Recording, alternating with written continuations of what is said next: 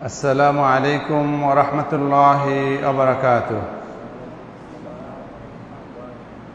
আলহামদুলিল্লাহি রাব্বিল আলামিন ওয়াস সালাতু ওয়াস সালামু আলা আশরাফিল আমবিয়াই ওয়াল মুরসালিন ওয়া আলা আলিহি ওয়া আসহাবিহি আজমাইন, আম্মা বা'দ। মুহতারাম হাজিরিন, মহান আল্লাহ তাআলার দরবারে অশেষ শুকর, যিনি আজকে এই পবিত্র জুমার দিনে চট্টগ্রামের রাহাত্তারপুর এলাকায় অবস্থিত শালবন আবাসিক এলাকার জামে মসজিদ ইকরা জামে মসজিদে আমাদেরকে আল্লাহর ঘরের মেহমান হিসাবে কবুল করেছেন বলে আলহামদুলিল্লাহ। মুহতারাম হাজিরিন, আমরা আজকে অত্যন্ত গুরুত্বপূর্ণ একটি বিষয় নিয়ে আলোচনা করব। সেটি হচ্ছে মিডিয়ায় বাংলাদেশ ও ইসলাম বিরোধী প্রচারণা আমাদের করণীয়। আমি এই খুতবাটি দেওয়ার জন্য স্বাভাবিকভাবে আমাদের বর্তমান পরিস্থিতি এবং একই সাথে আমি যেহেতু মক্কা মদিনার খুতবার অনুবাদ বা তার আলোকে ব্যাখ্যা করি, আমরা সম্প্রতি একটি খুতবা শুনেছি শেখ ইয়াসির আদ-দুসিরি হাফেজাহুল্লাহ। তিনি পবিত্র মসজিদে হারামের সম্মানিত খতিব। তিনি খুতবা দিয়েছেন এরকম একটি গুরুত্বপূর্ণ বিষয়ের উপরে যে কালিমাতুন ফাওয়াসিল ফি ইস্তিখদামি ওয়াসাইলিত তাওয়াসুল। ওয়াসাইলুত তাওয়াসুল মানে হচ্ছে মিডিয়া, গণমাধ্যম। আর যদি আত-তাওয়াসুল আল ইজতিমাই বলি, ওয়াসাইলুত তাওয়াসুল আল ইজতিমাই, তখন এটার অর্থ দাঁড়ায় সোশ্যাল মিডিয়া। তো তিনি মিডিয়া বলছেন, সেখানে আমাদের main stream media, social media সবই চলে আসবে। তো মসজিদে হারামের সম্মানিত খতিবের এই খুতবাকে কেন্দ্র করে এবং বর্তমানে বাংলাদেশ বিরোধী যে প্রচারণার নানা রূপ, সেগুলো আমি আপনাদের সামনে উপস্থাপন করার চেষ্টা করব। সর্বপ্রথম আমরা মসজিদে হারামের সম্মানিত খতিবের খুতবার আলোকে কিছু গুরুত্বপূর্ণ কোরআন এবং হাদিস আমরা শুনবো, কোরআনের আয়াত এবং হাদিস আমরা শুনবো ইনশাআল্লাহ। তারপরে একজন সাংবাদিকতা বিভাগের শিক্ষক হিসাবে এই অপপ্রচার মোকাবেলায় আমাদের কি করণীয়, সেটা আমি আমার দৃষ্টিকোণ থেকে, আমার পড়াশোনা, আমার গবেষণার আলোকে আমি আপনাদের সামনে তুলে ধরার চেষ্টা করব। আল্লাহ তাআলা এই আলোচনা শুনে আমাদের দেশ, আমাদের ইসলাম, আমাদের স্বকীয়তা, স্বাধীনতা, সার্বভৌমত্ব এগুলো রক্ষা করার তৌফিক দান করে বলুন আমিন। সম্মানিত হাজিরিন, মসজিদে হারামের সম্মানিত খতিব তার খুতবার শুরুতেই মহান আল্লাহ তাআলার প্রশংসা, মহানবী সাল্লাল্লাহু আলাইহি ওয়াসাল্লামের শানে সালাত ও সালাম পড়েছেন এবং তারপরই সুন্নাত তরিকা অনুসারে তাকওয়ার ব্যাপারে তিনি নসিহত করেছেন। তিনি বলছেন, ফাত্তাকুল্লাহ হাক্কাত তাকওয়া, হে আল্লাহর বান্দারা, তোমরা আল্লাহকে ভয় করো, পরিপূর্ণভাবে ভয় করো। হাক্কাত তাকওয়া, যতদূর করা যায় সর্বোত্তম ভাবে তোমরা তাকওয়া মেনটেন করো। অরাকিবুহু ফিস সিররি ওয়ান নাজওয়া, এবং তোমরা কি করো, এই তাকওয়াকে তোমরা ধরে রাখো প্রকাশ্যে এবং গোপনে, উভয় অবস্থা। এমন না যে বাহ্যিকভাবে খুব মুসল্লি সাজলাম, ভিতরে ভিতরে শয়তানি, এটা করা যাবে না, এটা ভণ্ডামি, এটা করা যাবে না। ভিতরেও আল্লাহকে ভয় করতে হবে, বাইরেও ভয় করতে হবে, প্রকাশ্য এবং গোপন উভয় অবস্থায় তোমরা তাকওয়াকে রক্ষণাবেক্ষণ করো, এটাকে ধরে রাখো। ওয়ালা তাগুররান্নাকুমুল হায়াতুদ দুনিয়া, এবং তোমাদেরকে যেন এই দুনিয়ার জীবন তোমাদেরকে বিভ্রান্ত না করে, তোমাদের এই দুনিয়ার জীবন যেন তোমাদেরকে বিভ্রান্ত না করে, সে ব্যাপারে অ্যালার্ট থেকো। ক্বালা তাআলা, আউযু বিল্লাহি মিনাশ শাইতানির রাজীম, বিসমিল্লাহির রাহমানির রাহিম। ফাআম্মা মান তাগা ওয়া আথারাল হায়াতাদ দুনিয়া ফাইন্নাল জাহিমা হিয়াল মাওয়া ওয়া আম্মা মান খাফা মাকামা রাব্বিহি ওয়া নাহান নাফসা আনিল হাওয়া ফাইন্নাল জান্নাতা হিয়াল মাওয়া। সাদাকাল্লাহুল আযীম। আল্লাহ তাআলা বলছেন, ফাআম্মা মান তাগা, যে বৃদ্ধাচরণ করলো, আল্লাহর সাথে অবাধ্যতাপূর্ণ আচরণ করলো, ওয়া আহসারাল হায়াতাদ দুনিয়া, এবং দুনিয়ার জীবনকে প্রাধান্য দিল। ফাইন্নাল জাহিমা হিয়াল মাওয়া, নিশ্চয়ই জাহান্নাম, জাহিম, এই জাহান্নাম তার চিরস্থায়ী বসবাসের জায়গা। বলে নাউজুবিল্লাহ। তাহলে আলোচনা হচ্ছে অপপ্রচার নিয়ে, আলোচনা হচ্ছে ওয়াসাইলুল ইলাম বা মিডিয়া নিয়ে। সেখানে এই আয়াতটা কেন আনলো? আমাদের মনে একটু প্রশ্ন জাগে না? আমি তো এখনই কথা বললাম তাকওয়া নিয়ে, কিন্তু তাকওয়ার রেফারেন্স নিয়ে এই আয়াতটা আনার অর্থ কি? তার অর্থ হচ্ছে এখানে তাকওয়ার ব্যাপারে নসিহত করলেও মূলত এর মাধ্যমে ইশারা ইঙ্গিতে আমরা যারা মিডিয়ার শিক্ষক, মিডিয়ার কর্মী, সাংবাদিক, সাহিত্যিক, লেখক, পণ্ডিত যারা আছি, বক্তব্যদাতা, প্রত্যেককে সতর্ক করে দিচ্ছেন, মনে করিয়ে দিচ্ছেন যে হ্যাঁ, এই আয়াতের সাথে আজকের এই বিষয়ের একটা সম্পর্ক রয়েছে। কি সেই সম্পর্ক? সেটা হচ্ছে আমি শিক্ষক হই, আমি সাংবাদিক হই, আমি রাজনীতিবিদ হই, আমি এমপি হই, মন্ত্রী হই, লেখক হই, সাহিত্যিক হই, না যে নামই আমার পরিচয় হোক না কেন, আমি কখনো আল্লাহর বিরুদ্ধাচরণ করতে পারি না। তুগয়ান, এই অবাধ্যতা, আল্লাহর নাফরমানি করার কোনো সুযোগ আমার নাই। আমি বলবো আমি মুক্ত বুদ্ধির চর্চা করি, আমি বলবো আমি প্রগতিশীল, আমি বলবো আমি স্বাধীন চিন্তক। তোমার এই সব কোনো ফতোয়া কাজে লাগবে না, এইসব সালচাতুরি কাজে লাগবে না। তুমি প্রগতিশীল হও ইসলামী পদ্ধতিতে, তুমি স্বাধীনভাবে চিন্তা করো, আল্লাহর এই বর্ডারকে ক্রস করতে যেও না। আল্লাহ যে বিধানগুলো ফরজ করেছেন, আল্লাহর পক্ষ থেকে নবী রাসূলগণ এসে যুগে যুগে আমাদেরকে যে দিক নির্দেশনা দিয়েছেন, সেটাই হবে তোমার জীবন চলার চূড়ান্ত মাপকাঠি। হও সে লেখক, হও সে কবি, সাহিত্যিক, সাংবাদিক, তোমার জন্য আল্লাহর অবাধ্যতার এই সীমা, এই আল্লাহ তাআলাকে অবাধ্য করার সুযোগ তোমার জন্য নাই। তুমি যত বড় প্রগতিশীল হও, তোমার এই প্রগতিশীলতা তোমাকে জাহান্নামের আগুন থেকে মুক্তি দিতে পারবে না। যদি এই প্রগতিশীলতার নাম করে তুমি আল্লাহর বিরোধিতা করো, যদি এই প্রগতিশীলতার নাম করে তুমি আল্লাহর অবাধ্য হও, তাহলে তোমার এই প্রগতিশীলতা দিয়ে তোমার মুক্তি হবে না। কারণ স্পষ্ট ঘোষণা, ফাআম্মা মান তাগা, যারা অবাধ্যতা করবে, যারা নাফরমানি করবে, ফাআহসারাল হায়াতাদ দুনিয়া, আর দুনিয়ার জীবনকে প্রাধান্য দিবে, ফাইন্নাল জাহিমা হিয়াল মাওয়া, তাদের চিরস্থায়ী ঠিকানা হচ্ছে জাহিম নামক এই জাহান্নাম। বলেন নাউজুবিল্লাহ।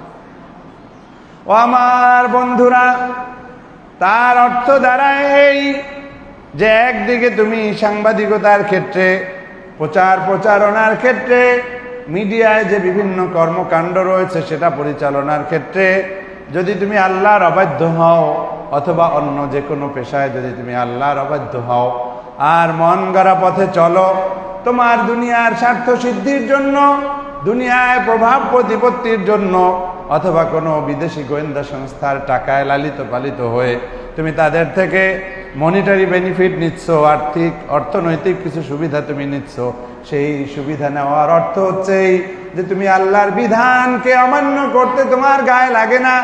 আল্লাহর বিধান, বিভিন্ন ধরনের বিধান নিয়ে কটাক্ষ করতে তোমার লজ্জা হয় না, তোমার একটু সংকোচ হয় না। তুমি লিখতে পারো, সাংবাদিকতার ছুতো দিয়ে তুমি আল্লাহর বিধানের বিরুদ্ধে লেখো, সাহিত্যের ছুতো দিয়ে তুমি আল্লাহর বিরুদ্ধে লেখো, তুমি স্বাধীনতার কথা বলে, সংবাদপত্রের স্বাধীনতার কথা বলে, মিডিয়ার স্বাধীনতার কথা বলে তুমি আল্লাহর বিরুদ্ধে লিখে যাচ্ছ। তুমি মুক্ত বুদ্ধি চর্চার নাম করে তুমি আল্লাহ এবং আল্লাহর রসুলের গাইডলাইনকে তুমি ভঙ্গ করে দিচ্ছ, নষ্ট করে দিচ্ছ, সেই বর্ডারটা তুমি ক্রস করে দিচ্ছ। সেই কারণে তোমার চূড়ান্ত ঠিকানা হচ্ছে জাহান্নাম। বলেন নাউজুবিল্লাহ। অতএব একজন ইমানদার সাংবাদিক, একজন ইমানদার সাহিত্যিক, কলামিস্ট, লেখক, গবেষক, বক্তব্য দানকারী, সে কখনো আল্লাহর অবাধ্যতা করে সাংবাদিকতা করবে না, ঠিক কিনা? সে কখনো ইসলামের বিরুদ্ধে অপপ্রচারে লিপ্ত হবে না, কারণ এগুলো সবই অবাধ্যতার অংশ। অতএব আল্লাহর অবাধ্যতা করে আমি সাংবাদিকতা করব না, আল্লাহর অবাধ্যতা করে আমি মিডিয়ার কর্মকাণ্ড পরিচালনা করব না।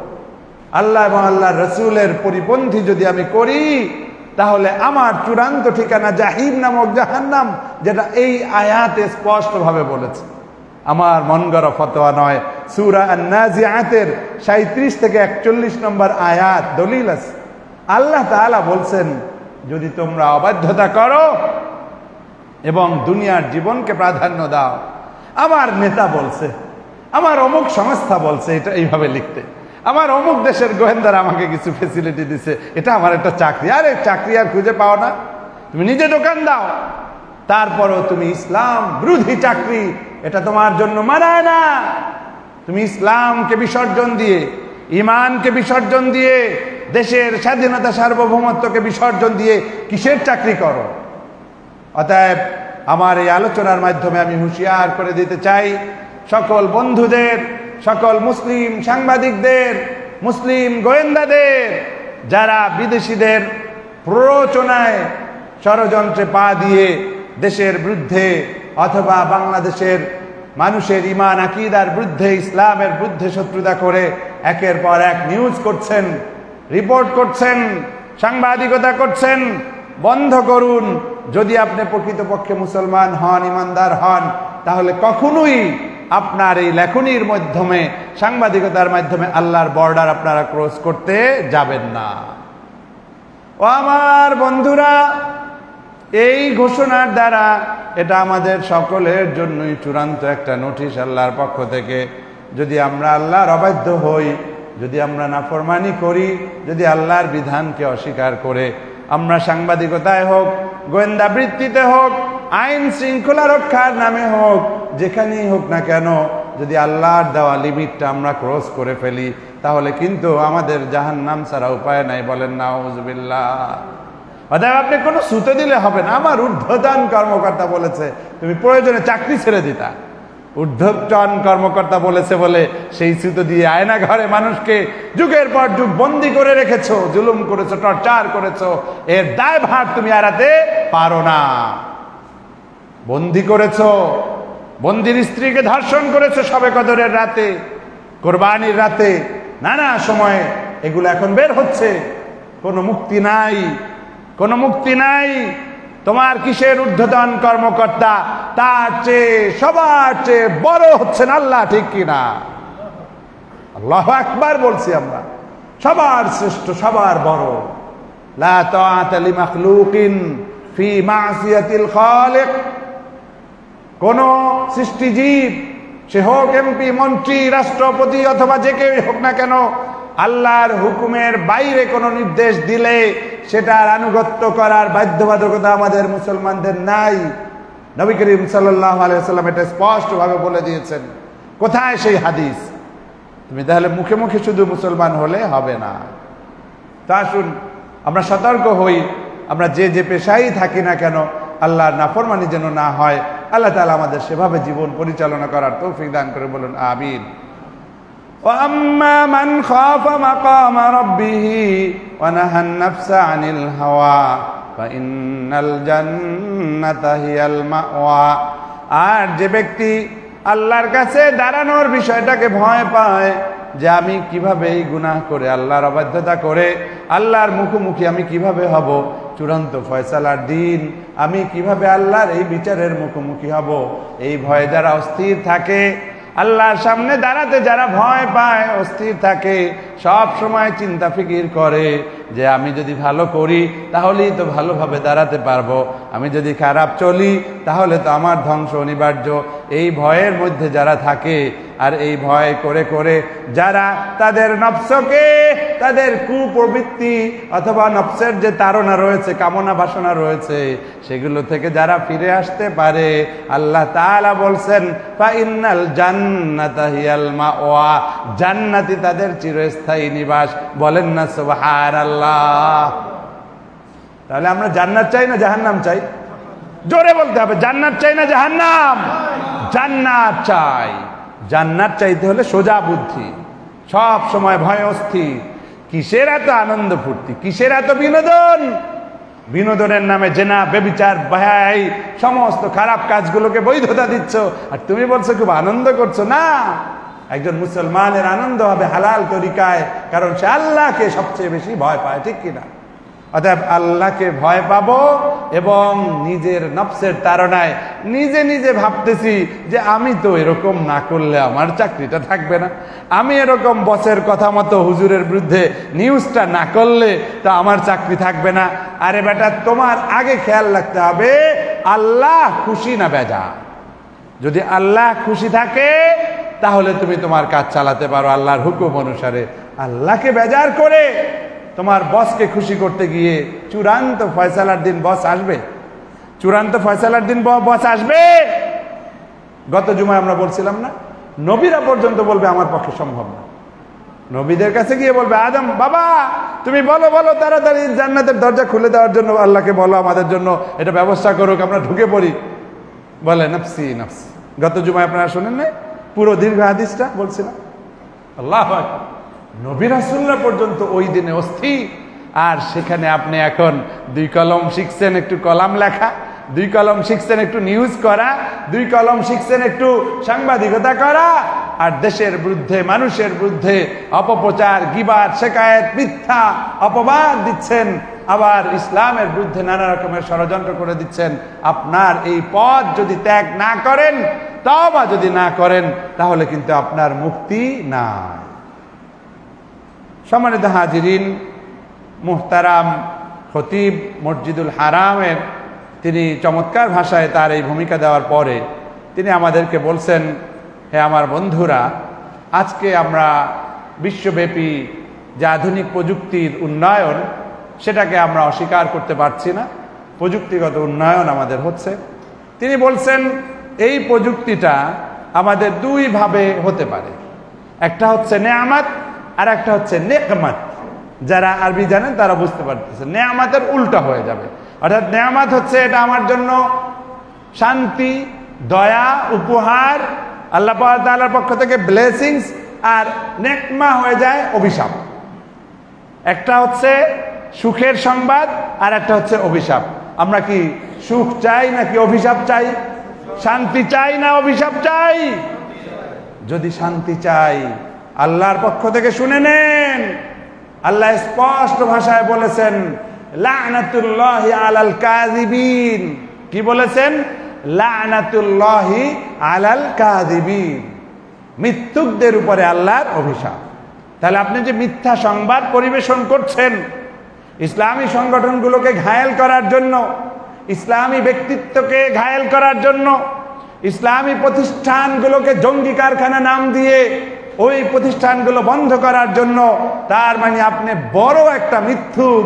আর এই মিথ্যুকের জন্য আল্লাহরই ঘোষণা, কোরআনের আয়াত, লা'নাতুল্লাহি আলাল কাযিবিন, মিথ্যুকদের উপরে কি? আল্লাহর অভিশাপ।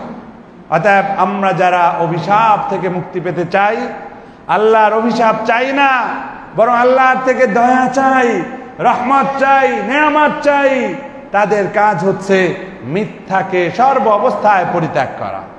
আমি আর যাই করি মিথ্যা সংবাদ পরিবেশন করব না, মিথ্যা সংবাদ আমি প্রচার করব না। আল্লাহর অভিশাপ পেয়ে আমার ফায়দাটা কি? দুনিয়ায় আমি কিছু টাকা কামাবো, একটু প্রভাব দেখাবো যে আমি ওই পন্থী, একেবারে খুব সাহসী সাংবাদিক।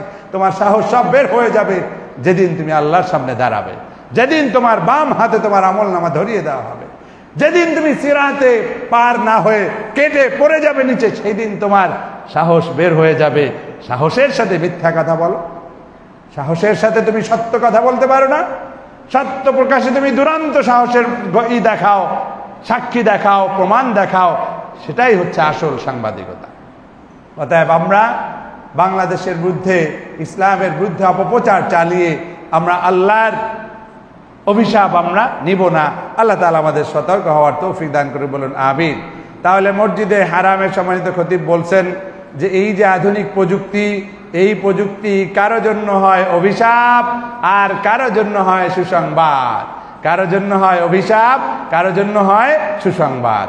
এবার আপনাদেরই সিদ্ধান্ত নিতে হবে, সাংবাদিকদেরই সিদ্ধান্ত নিতে হবে, মিডিয়া কর্মীদের জন্য সিদ্ধান্ত নিতে হবে যে আধুনিক তথ্য প্রযুক্তি, ইনফরমেশন অ্যান্ড কমিউনিকেশন যে টেকনোলজি রয়েছে, আইসিটি রয়েছে, সেগুলোকে আপনি কিভাবে ব্যবহার করবেন। আর নতুনভাবে এসেছে সোশ্যাল মিডিয়া, তারপরে আরও এসেছে নতুনভাবে আর্টিফিশিয়াল ইন্টেলিজেন্স। আপনি এটাকে কোন কাজে ব্যবহার করবেন? আর্টিফিশিয়াল ইন্টেলিজেন্সকেও যদি আপনি ইসলামী পদ্ধতিতে ব্যবহার করেন তাহলে এতে কোনো হারামের কিছু নাই, কিন্তু আর্টিফিশিয়াল ইন্টেলিজেন্স ব্যবহার করে অন্যের চরিত্র হরণ করবেন, কি সুন্দর সুন্দর, আপনারা তো বোঝেন না, সাধারণ মানুষরা বুঝতে পারে না। খালেদা জিয়ার ছবি এই পাশে একটা, ইউনূসের একটা ছবি বানানো, একটা ছবি নিয়ে এডিট করে ভিডিও, তর্ক হয়, ডাবিং করে, মিথ্যা, সম্পূর্ণ মিথ্যা, আবার লক্ষ লক্ষ ভিউ হয়। এই ভুয়া চ্যানেলগুলো আবার ওটা দিয়ে টাকা কামায়। কোথায় আছি আমরা? একজন মুসলমান সে এত অসতর্ক হতে পারে না, যাচাই বাছাই না করে সে এইভাবে কোনো সংবাদ দেখতে পারে না। এমন ভাবে ভিডিওগুলো তৈরি করে দিচ্ছে আমাদের আর্টিফিশিয়াল ইন্টেলিজেন্স, আপনার সাধারণ মানুষ এটা ধরার ক্ষমতা নাই। বুঝবেন যে সত্যিই মনে হয় খালেদা জিয়ার সাথে আজকে ওই ইউনূসের ডিবেট হয়েছে, খালেদা জিয়ার সাথে হাসিনার সামনাসামনি ডিবেট হয়েছে, সম্পূর্ণ বানোয়াট, বানায় বানায় বানায় বানায় এভাবে ভিডিও বানায় তার ছাড়তেছে। তাহলে এগুলো গুনাহ হবে। আপনি অন্যের নামে মিথ্যা একটা প্রচার চালাচ্ছেন। তা আমাদের কাজ হচ্ছে মুসলমান সে সচেতন থাকবে, সতর্ক থাকবে, হোক সে আর্টিফিশিয়াল ইন্টেলিজেন্স। এরপরে আরো নতুন কিছু আসে। আমি যদি কোরআন এবং হাদিসের গাইডলাইনকে আমি সামনে রাখি তাহলে আমার কোনো সময় অভাব আসবে না, কারণ কোরআন এমন একটা গ্রন্থ, নবীজির আদর্শ এমন একটা আদর্শ যেটা কিয়ামত পর্যন্ত মডার্ন থাকবে। বলেন না সুবহানাল্লাহ। কিন্তু বুঝতে হবে, যথাযথভাবে বুঝতে হবে। আল্লাহ তাআলা আমাদের তৌফিক দান করে, বলুন আমিন। সম্মানিত হাজিরিন, তাহলে আমরা এই আধুনিক প্রযুক্তিকে ভালো কাজে ব্যবহার করব, ন্যায়ের কাজে ভালো ব্যবহার করব, সত্যের প্রচারের জন্য ব্যবহার করব।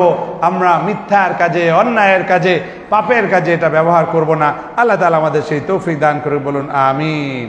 সম্মানিত হাজিরিন, তাহলে আমরা যেটা দেখতে পেয়েছি, মসজিদে হারামের সম্মানিত খতিব সুস্পষ্টভাবে ঘোষণা দিয়ে দিয়েছেন যে এটাকে আপনারা ভালোভাবে যদি লাগান আপনি সুযোগ পাবেন। যেমন আমি আগেও বলেছিলাম, মসজিদে নববী, মসজিদে হারামের খুতবাগুলো ইন্টারনেটের মাধ্যমেই তো পাচ্ছি, ইউটিউবের মাধ্যমে শুনতে পাচ্ছি, ফেসবুকের মাধ্যমে পাচ্ছি। তাহলে আমি সোশ্যাল মিডিয়াকে ব্যবহার করছি দাওয়াতের কাজে। বলেন না আলহামদুলিল্লাহ। আবার যারা না জেনে, ইসলামের ব্যাপারে তেমন জানাশোনা নাই, উল্টাপাল্টা করে আজে বাজে ছবি শেয়ার করে, এটা সেটা করে, গান বাজনা হারাম কাজের মধ্যে লিপ্ত থাকে, তাহলে তার জন্য এটা ক্ষতি না? তার জন্য এটা অভিশাপ না? অভিশাপ। অতএব আপনাকে এই বিষয়টি খেয়াল রাখতে হবে। হে যুবক, মোবাইল নামই প্রযুক্তি না, মোবাইল নামই আধুনিকতা নয়। মোবাইলকে তুমি কিভাবে ব্যবহার করছো সেটাই হচ্ছে আসল বিষয়। আমি একটু মোবাইল ধরলেই তোমার জ্বালা, আমার জ্বালা ওখানে না। আমার জ্বালাটা হইলো তুমি মোবাইল ধরেই গান শোনো, আমার জ্বালাটা হইলো তুমি মোবাইল শুনেই খারাপ ছবি দেখো, আমার জ্বালাটা হইলো তুমি মোবাইল ধরে তুমি পর্নোগ্রাফি দেখো, যেটা একজন অভিভাবক হিসাবে, একজন শিক্ষক হিসাবে এটা মেনে নিতে পারি না।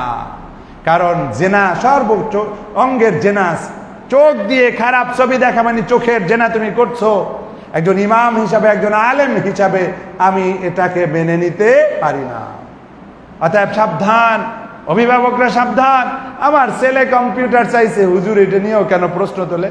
হুজুরের জ্বালা নাই আপনার ঘরে গিয়ে আপনার ছেলের কম্পিউটারটা চুরি করে নিজে বিক্রি করে টাকা কামাই করবে।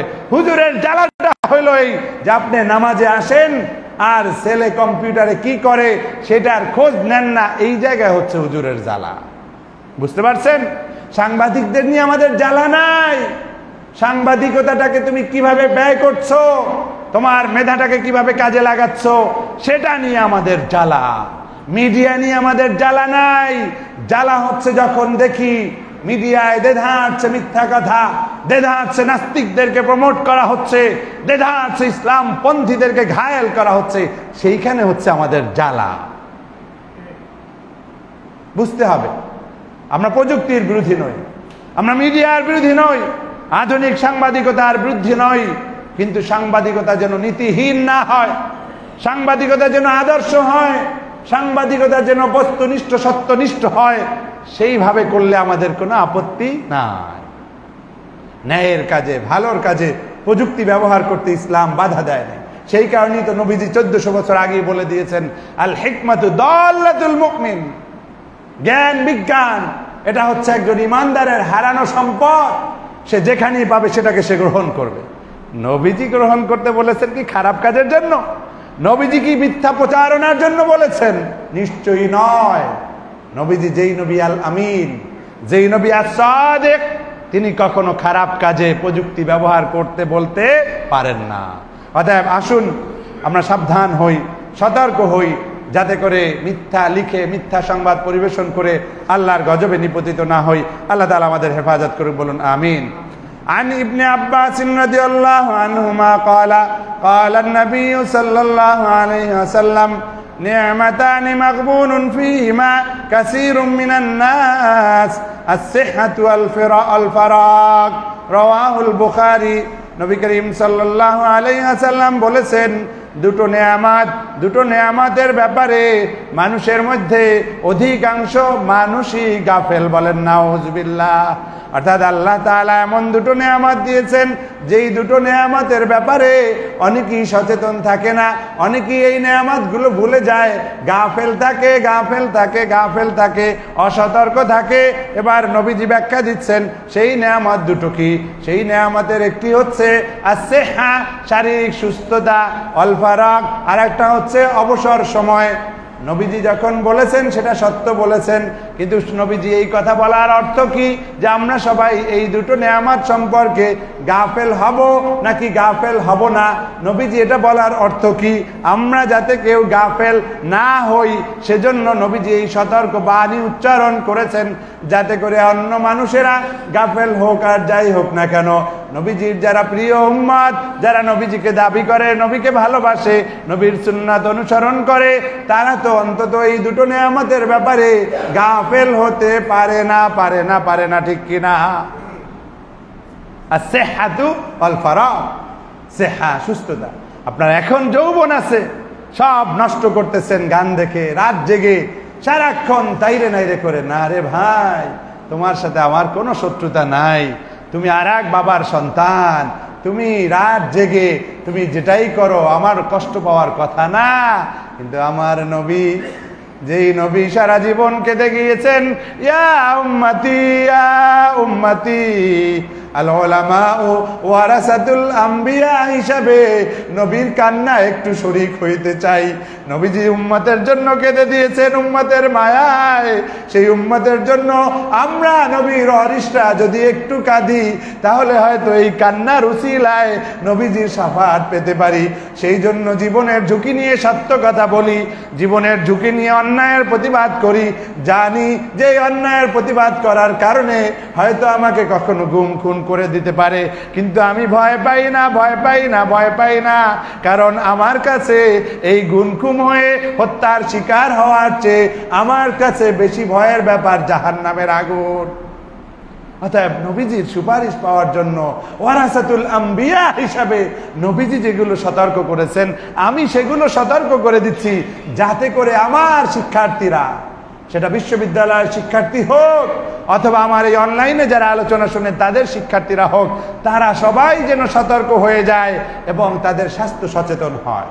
অতিরিক্ত মোবাইল ব্যবহার করলে চোখ নষ্ট হয়, অতিরিক্ত হেডফোন দিয়ে গান শুনলে আপনার কান নষ্ট হয়, অতিরিক্ত এভাবে কান এবং চোখকে ব্যবহার করতে করতে ব্রেইনের ক্ষতি হয়ে যায়, আপনি আস্তে আস্তে ধ্বংস করে দিচ্ছেন।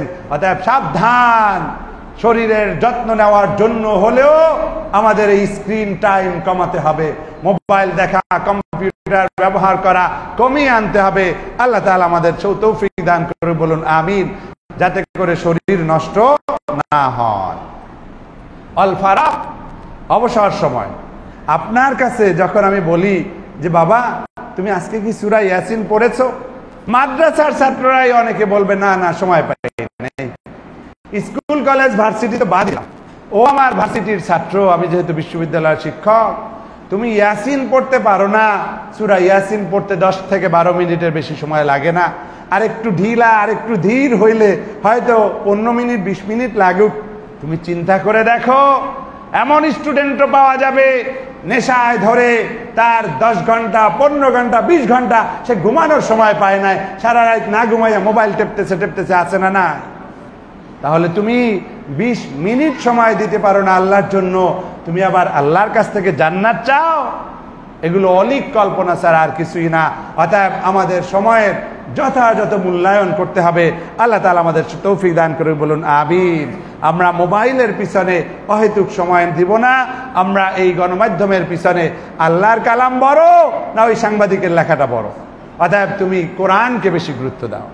আল্লাহর শুকর, আপনাদেরকে উৎসাহ দেওয়ার জন্য বলছি, আমি যখন থেকে সূরা কাহফের ফজিলাত পেয়েছি, আল্লাহর শুকর, 2-1 দিন ভুলে অথবা কোনো এমার্জেন্সিতে মিস হয়ে যেতে পারে, কিন্তু অধিকাংশ সময় বছরের পর বছর জুমার দিনে সূরা কাহফের আমল ত্যাগ করে নেয়। সম্প্রতি আরেকটা শুরু করেছি, এটাও উৎসাহ দেওয়ার জন্য, নিজেকে জাহির করার জন্য নয়। আমি সবচেয়ে গুনাহগার, আপনাদের চেয়েও গুনাহগার, অতএব জাহির করার কিছুই নাই। যখনই সূরা বাকারার ব্যাপারে ফজিলাত পেয়েছি যে শয়তান পালাতে বাধ্য, আপনাদের এখানেও একদিন খুতবায় বলেছিলাম সূরা বাকারা পড়ে শয়তান তাড়ান। ওই যে বয়ান দিয়েছিলাম, বয়ানের পরই নিজের মধ্যে আরো জজবা তৈরি হয়েছে। আমি বয়ান দিলাম, নিজেই করি না। আল্লাহর শুকর, আমি হাফেজে কোরআন না হওয়ার কারণে আমার একটু ধীর, যার কারণে প্রায় 1.5 ঘন্টা লাগে, কখনো আবেগ আসলে 2 ঘন্টা লেগে যায়। কিন্তু আল্লাহর শুকর, আমি এই আমলটাও শুরু করেছি। দোয়া করবেন যেন এটা ধরে রাখতে পারি, বলেন আল্লাহুম্মা আমিন। ও আমার বন্ধু, তুমি যদি আল্লাহকে বন্ধু বানাও, তুমি যদি কোরআনকে সাথী বানাও, তুমি যদি নবী করিম সাল্লাল্লাহু আলাইহি ওয়াসাল্লামের শাফাতের পাগল হও, তাহলে তোমার সময় ব্যয় হবে কোরআনের পিছনে, তোমার সময় ব্যয় হবে হাদিসের পিছনে, তোমার সময় ব্যয় হবে সিরাতে রসুল, সিরাতে সাহাবা পড়ে পড়ে, আউলিয়ায়ে কেরামের জিন্দিগি জীবন পড়ে পড়ে, যাতে করে তুমি এই সালফে সালিহিন থেকে তুমি শিখতে পারো, জীবনকে সাজাতে পারো। সারাক্ষণ ফেসবুকে কে কোন স্ট্যাটাস দিল, এগুলো তোমাকে, যদি ভালো বন্ধু হয়, ভালো কিছু পড়ো তাহলে ভালো, কিন্তু অনেক সময় ভালো মন্দ মিশানো থাকে। অতএব তুমি ওই মন্দের চুতায়, মন্দের ফাঁদে পা দিতে পারো। সেই ভয়ে হলেও তোমার স্বাস্থ্য বাঁচাও, তোমার সময় বাঁচাও, এবং তুমি অহেতুক অনর্থকভাবে এই মিডিয়ার পিছনে সময় নষ্ট করতে যেও না। রাজি আছি ইনশাআল্লাহ? আল্লাহ তাআলা আমাদের তৌফিক দান করে, বলুন আমিন। সম্মানিত হাজিরিন, তাহলে আমাদের কাজ হচ্ছে যে আমরা অহেতুক সময় নষ্ট করব না। মিডিয়ার পিছনে মিডিয়া কি বলল না বলল, সেগুলো অনেক সময় আছে যেটা আল্লাহ তাআলা বলেছেন, সতর্ক করেছেন, ইন জাআকুম ফাসিকুম বিনাবাইন ফাতাবায়ানু। কোন ফাসিক যদি তোমার কাছে সংবাদ নিয়ে আসে, সেটাকে তুমি চেক করো। কই, আপনি কি খোঁজ রাখেন যে যারা মিডিয়া কর্মী, যারা সাংবাদিক, তারা খুব বড় বুজুর্গ, তারা খুব বড় মুসল্লি, তারা পাক্কা ইমানদার? কই, আপনি কি সেগুলো জানেন? কয়জন পাক্কা ইমানদার সাংবাদিক আছে যে মিথ্যা বলবে না? কয়জন পাক্কা ইমানদার সাংবাদিক আছে যে একটা বিন্দুমাত্র অপপ্রচার, মিথ্যার আশ্রয় নিবে না? সেইটা যদি না হয় তাহলে সে ফাসিক। ফাসিক মানে হচ্ছে কোন খেজুর গাছ, ফর এক্সাম্পল, একটা দিল, কোন একটা খেজুরের অথবা কোন একটা ডানা করলো, দেখা গেল স্বাভাবিকভাবে বিকশিত হওয়ার আগে ফেটে যাওয়া, বিচ্যুত হয়ে যাওয়া, সেখান থেকে ফিস্ট শব্দটা এসেছে। তাহলে আপনি যখনই সঠিক পথ থেকে বিচ্যুত হয়ে গেলেন, আপনাকে ফাসিক বলা যায়। সাংবাদিকতার আদর্শ হচ্ছে আমি মিথ্যা বলবো না, কিন্তু মিথ্যুক যদি হন তাহলে আপনি ফাসিক সাংবাদিক। আর আল্লাহ তাআলা পবিত্র কোরআনে স্পষ্টভাবে বলে দিয়েছেন, তোমাদের কাছে যদি কোনো ফাসিক আসে, ফাতাবায়ানু, সংবাদ নিয়ে আসে যদি মিথ্যুক, এই ফাসিক সাংবাদিক, তাহলে তুমি চেক করো। কই, আমাদের চেক করার হাতিয়ার আছে? আমাদের ফ্যাক্ট চেকিং এর কিছু কৌশল আধুনিক যুগে আমাদের স্মার্ট ছেলেমেয়েরা জানে, আমরা সবাই কিন্তু জানি না। তাহলে আমরা চেক করার যেহেতু নাই, অতএব আমি সংবাদ গ্রহণ করব অথেন্টিক সোর্স থেকে, সত্যবাদী সাংবাদিকের কাছ থেকে, ইমানদার সাংবাদিক থেকে, খোদা ভীরু সাংবাদিক থেকে। আল্লাহ তাআলা সেই তৌফিক দান করুক, বলুন আমিন। তাহলে আল্লাহ যেই কথাগুলো বলেছেন সেগুলো শোনার আগে সাংবাদিকের কথা শোনার জন্য এত পাগল হয়ে গেছে? তুমি কি আশারায়ে মুবাশশারা হয়ে গেছো? তুমি কি জান্নাতের সুসংবাদ পেয়ে গেছো? না। তাহলে এত এই সংবাদের পিছনে এত বেশি পাগল পারা হয়ে যেও না, এত নেশা করতে যেও না। আল্লাহ তাআলা আমাদের সতর্ক হওয়ার তৌফিক দান করে, বলুন আমিন। নবী বলেছেন, মিন হুসনি ইসলামিল মারই তারকুহু মা লা ইয়ানিহি। ইসলামের যে সৌন্দর্য, ইসলামের সৌন্দর্য হচ্ছে কোনো ব্যক্তির ইসলামের মধ্যে যে সৌন্দর্য সেটা হচ্ছে তারকুহু মা লা ইয়ানিহি, যেটা তার জন্য কোনো অর্থ নাই, যেটার কোনো মূল্য নাই, যেটার কোনো গুরুত্ব নাই, এইরকম কাজ যারা ছাড়তে পারে তারাই ইসলামকে সুন্দরভাবে পালন করতে পারে। বলেন সুবহানাল্লাহ। নবী বলে দিয়েছেন। অতএব আপনি মুসলমান, দাড়ি বিশাল রাখছেন, জুব্বা বিশাল রাখছেন, নাম আব্দুল্লাহ রাখছেন, নাম নানা সুন্দর সুন্দর নাম রাখছেন, কিন্তু কাজ করেন আপনি ইসলামের বিরুদ্ধে, ইসলামের উল্টো, অথবা অহেতুক সময় নষ্ট করেন, রসুলের শিখানো পদ্ধতিতে করেন না, তাহলে আপনার এই ইসলাম সুন্দর হবে না। অতএব অনর্থকভাবে মিথ্যুকদের দ্বারা প্ররোচিত হয়ে, বিদেশি গোয়েন্দাদের দ্বারা টাকা পেয়ে আপনি এভাবে মিথ্যার পিছনে ছুটতে পারেন না।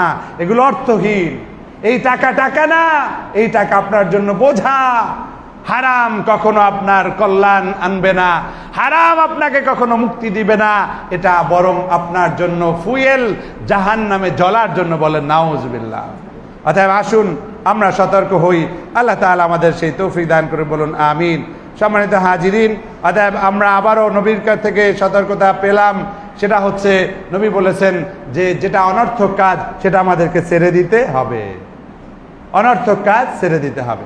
কিন্তু যারা ফেসবুকের আবিষ্কারক, যারা সোশ্যাল মিডিয়ার আবিষ্কারক, তারা এটা এমনভাবে, এটাকে বলে ইংলিশে বলে অ্যাডিকটিভ ম্যানার, অর্থাৎ এমনভাবে তারা তৈরি করে যাতে করে অ্যালগরিদমের মাধ্যমে আপনাকে চিহ্নিত করতে পারে আপনার কোন ব্যাপারে আগ্রহ আছে, সেইটা করে করে আপনাকে অ্যাডিকশনের মধ্যে ফেলে দিতে পারে। তাহলে আমারও তো সাবধান হইতে হবে যে আমি বন্ধ করে দিব, আমি তওবা করব, আমি শপথ নিব যে আমি 1 ঘন্টা, আধা ঘন্টা বা এর চেয়ে বেশি ব্যবহার করব না জরুরি কাজ ছাড়া। তাহলেই তো আমাকে আর ওই অ্যাডিকশনে পাবে না। আল্লাহ তাআলা সতর্ক হওয়ার তৌফিক দান করুন, বলুন আমিন। একটু আগে পবিত্র কোরআনের যে আয়াতটি বলেছিলাম, সেই আয়াতের শেষের অংশ হচ্ছে এই, আন তুসিবু কওমান বিজাহালাতিন ফাতুসবিহু আলা মা ফাআলতুম নাদিমিন। মিথ্যুক সাংবাদিক, ফাসেক সাংবাদিক মিথ্যা সংবাদ দিল, আপনি সেই সংবাদ শুনে খেপে গেলেন, আপনি মিছিল করলেন, আপনি এটা করলেন সেটা করলেন, পরে আপনি কি করবেন? আল্লাহ তাআলা বলছেন ফাতুসবিহু আলা মা ফাআলতুম নাদিমিন। তুমি যে কিছু করেছো সেটার ব্যাপারে তুমি কি পরবর্তীতে নিজে খুবই লজ্জিত হবে, নিজের কাছে খারাপ লাগবে, হায় আল্লাহ আমি এই কাজটা কিভাবে করতে পারলাম। আজকে বাস্তব অবস্থাটা তাই। বাংলাদেশের বিরুদ্ধে প্রচারণা হচ্ছে, আমরা যারা জালিমের বিরুদ্ধে কথা বলেছি, আমাদের বিরুদ্ধে লেগেছে এক ধরনের মিডিয়া, সোশ্যাল মিডিয়া, কিছু ফেসিবাদী কর্মী লেগে গিয়েছে, তারা নানাভাবে বিভিন্ন ধরনের মিথ্যা প্রচারণা চালায়। আমি যেটার দায়িত্বে নাই বলে আমি সেটার দায়িত্বে, যেমন বলা হয় যে আমি বিশ্ববিদ্যালয়ের পেজ চালাই, আমি বিশ্ববিদ্যালয়ের পেজ চালাই না, এটা আইসিটি সেল দেখে। এভাবে নানা রকমের অপপ্রচার তারা চালাচ্ছে।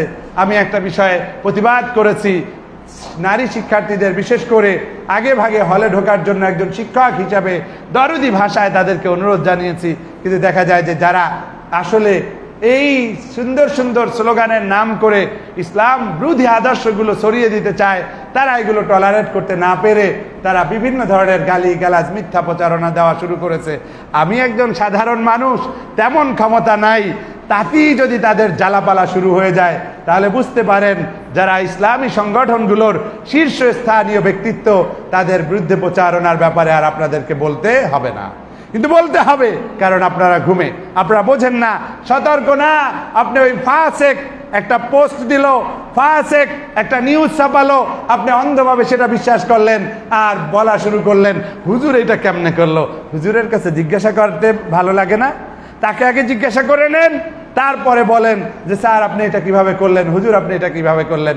আমরা কিন্তু সেটা করি না। আর আল্লাহ বলছেন যাচাই করো, যাচাই করতে আল্লাহ বলেছেন। আপনি আল্লাহর অবাধ্য, আল্লাহর কথা শুনতেছেন না, যাচাই না করি আপনি অ্যাকশনে যাচ্ছেন, আপনিও শেয়ার দিচ্ছেন আর আপনিও গুনাহগার হচ্ছেন।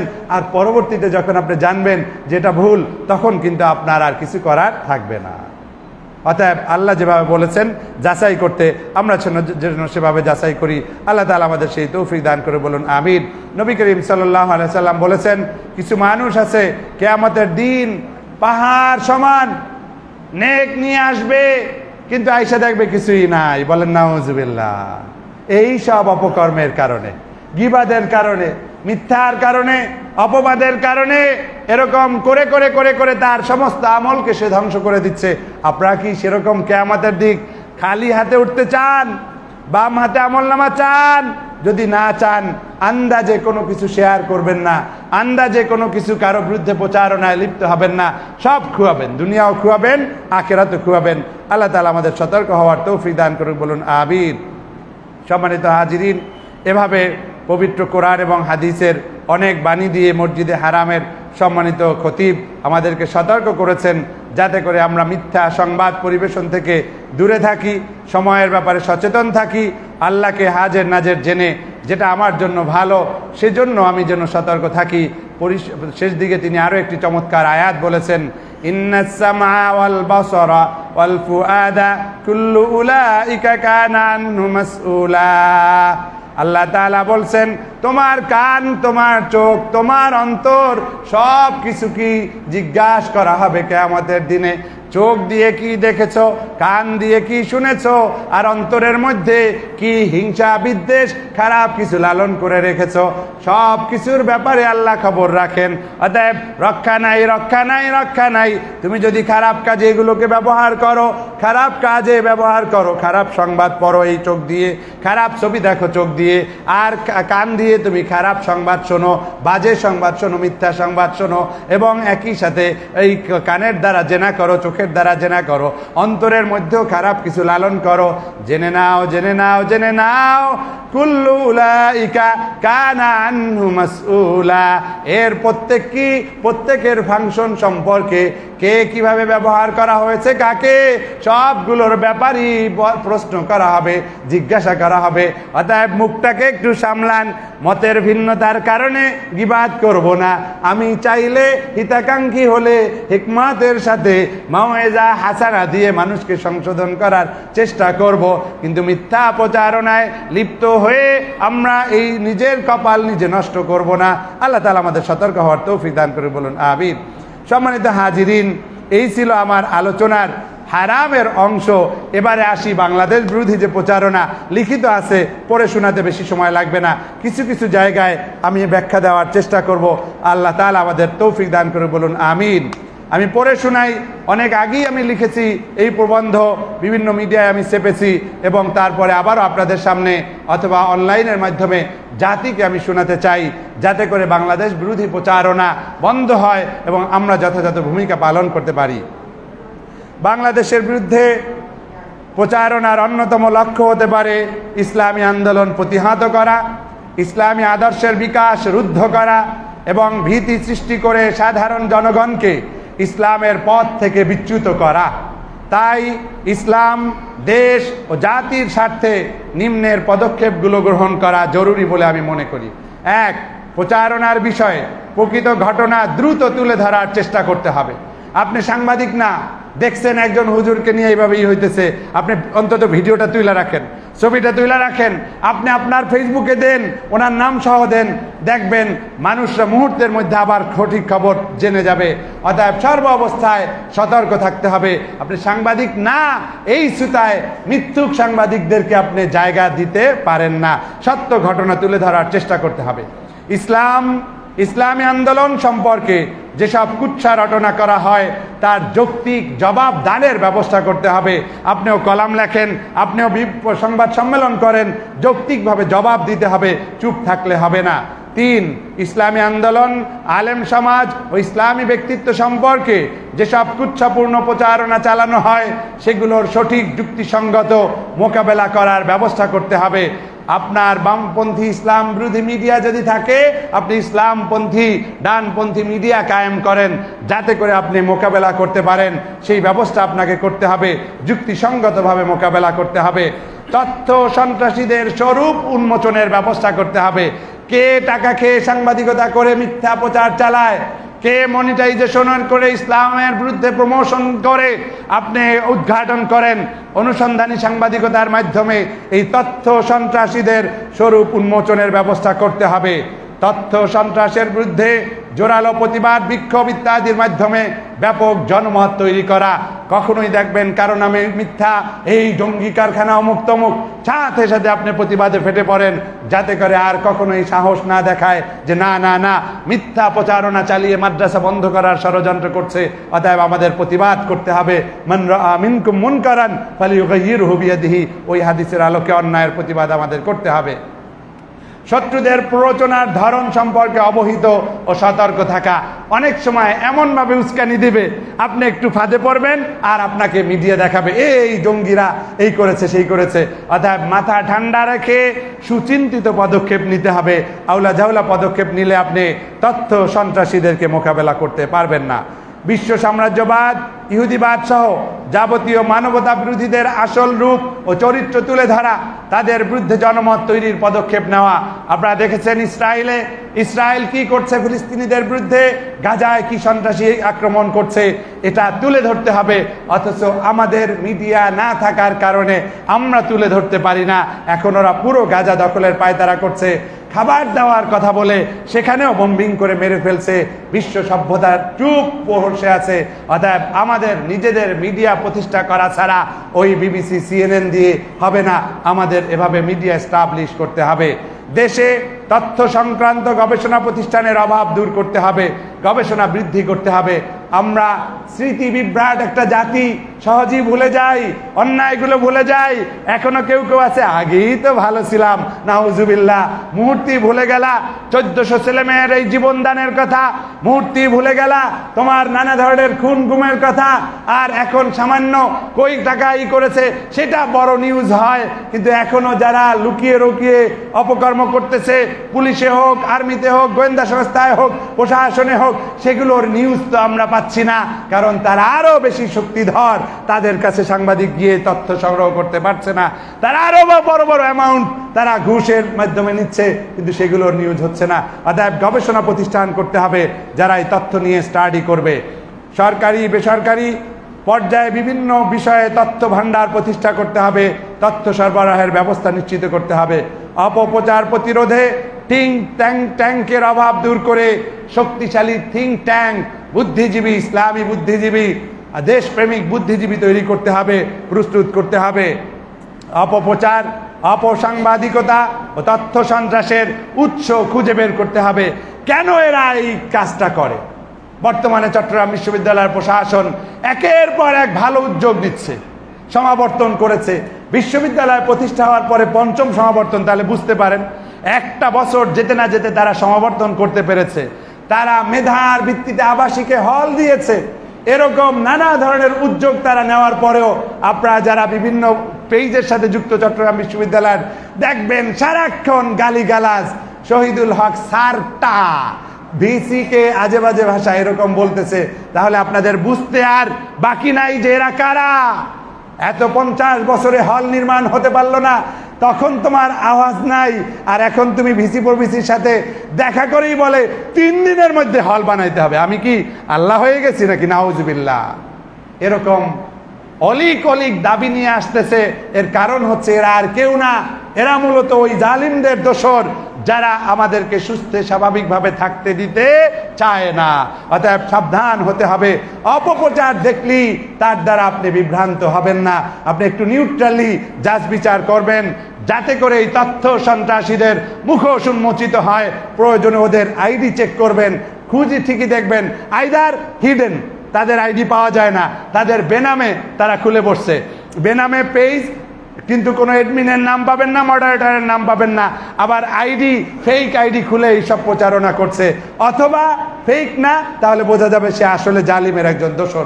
এই দুইয়ের বাইরে খুব কম মানুষ পাবেন, আর কিছু মানুষ পাবেন যারা এই দুইয়ের পদ্ধতিতে বিভ্রান্ত হয়ে তারা মিথ্যার দ্বারা প্রলুব্ধ হয়ে না বুঝে অপপ্রচার চালাচ্ছে। তো যাই হোক, অপপ্রচার, অপসাংবাদিকতা এবং তথ্য সন্ত্রাসের উৎস খুঁজে বের করতে হবে এবং সাবধান থাকতে হবে। অসৎ উদ্দেশ্যমূলক ভিত্তিহীন মিথ্যা খবর ছাপানো ও প্রচারের জন্য কঠিন শাস্তির ব্যবস্থা করতে হবে। আমাদের বিভিন্ন ধরনের আইন রয়েছে, কিন্তু সেই আইনের প্রয়োগ নাই। আমাদের কাজ হচ্ছে এই আইনের প্রয়োগ আমাদেরকে করতে হবে। আল্লাহ তাআলা আমাদেরকে সতর্ক হওয়ার তৌফিক দান করুক। আরও অনেক লেখা ছিল, এত সময় নাই, আপনারা তো অধৈর্য হয়ে যেতে পারেন, আমি সবগুলো বলছি না। আমার গবেষণা এখানে প্রায় 6 পৃষ্ঠার মতো, মাত্র একটা পৃষ্ঠা পড়ে শোনালাম।